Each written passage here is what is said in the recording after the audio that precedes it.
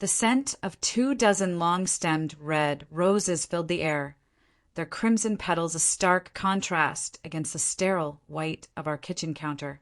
I had placed them there deliberately, the perfect welcome-home gift for Elsie, or rather a farewell gift. I heard the jingle of keys, the click of the lock, the familiar creak of the door she had walked through 1,000 times before, oblivious to the storm brewing within me. She entered, radiating that effortless glow that had once been reserved for me, a soft smile playing on her lips. Then she saw the roses. The smile faltered, confusion flickering in her eyes. "Oh, Liam," she breathed, her voice laced with careful surprise. "They're beautiful." She stepped forward, reaching out to brush her fingers over a velvety petal. Then she saw the envelope propped against the vase. Her hand froze midair, a shadow of unease darkening her face. Slowly, she picked up the envelope, her fingers trembling as she tore it open. I watched, my heart a cold, unyielding stone in my chest, as the color drained from her face. The single sheet of paper slipped from her grasp, fluttering to the floor like a fallen leaf. Her knees buckled, and she collapsed onto the pristine tile, a strangled sob escaping her lips. This was the moment I had rehearsed for weeks, the culmination of months of silent agony. And yet, as I watched her crumble, I felt no triumph, only an aching hollowness. I bent down and picked up the letter. The words I had written were burned into my memory. Short, concise, devastating. "I know. I'm gone. The lawyer will be in touch." Elsie looked up at me, her wide eyes filled with disbelief and terror. "Liam, what is this?" she whispered. "It's over, Elsie." My voice was flat, emotionless. "I know about you and Daniel." His name hung in the air, heavy with betrayal. She flinched, the weight of her guilt pressing down on her. It wasn't, she started, but the words died in her throat. What could she say? I had proof. The phone records, the clandestine meetings, the whispered calls, a tapestry of deceit so intricately woven that, for a time, it had almost convinced me I was imagining things. I turned away, unable to bear the sight of her shattered facade. Grabbing my pre-packed bag, I felt the weight of finality lift from my shoulders.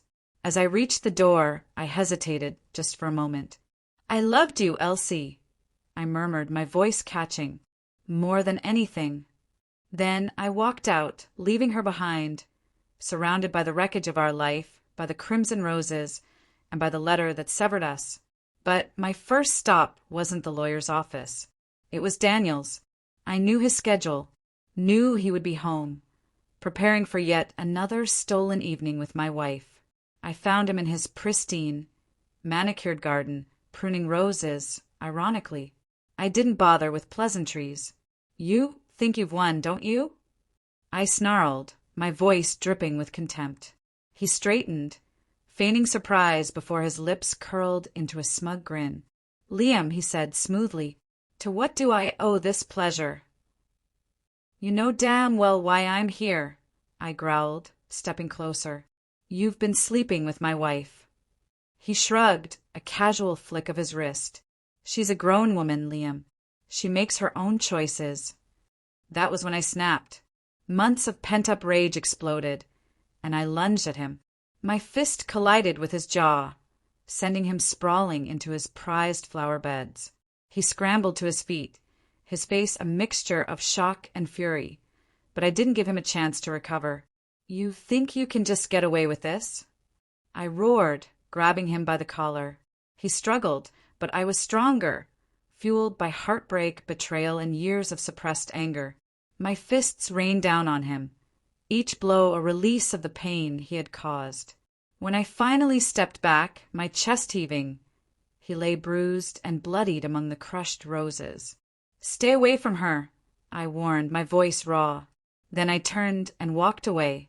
The following weeks were a blur of legal proceedings and emotional wreckage. Elsie tried to reach me, calls, messages, even letters, pleading for forgiveness, swearing it had been a mistake, swearing she still loved me. But the damage was done. The trust was gone. The divorce was finalized. The house was sold. Our lives untangled, like a knot that had been strangling me for too long. I moved to a new city, a fresh start, leaving behind the ghosts of what once was. I later learned that Daniel, humiliated and exposed, lost his job. His carefully curated image of respectability shattered, his world crumbling just as Elsie's had.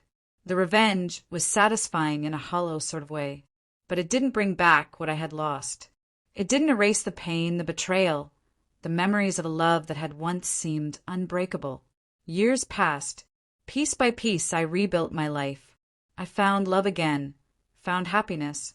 The scars of the past faded, though they never truly disappeared.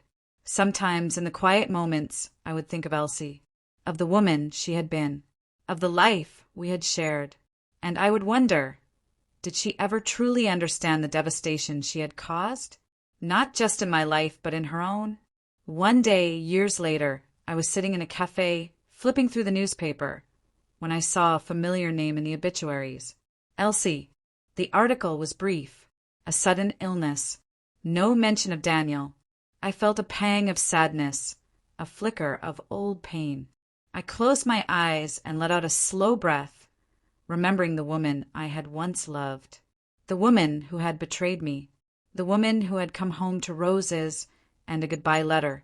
And for the first time in a long time, I felt something like peace. The story was finally over.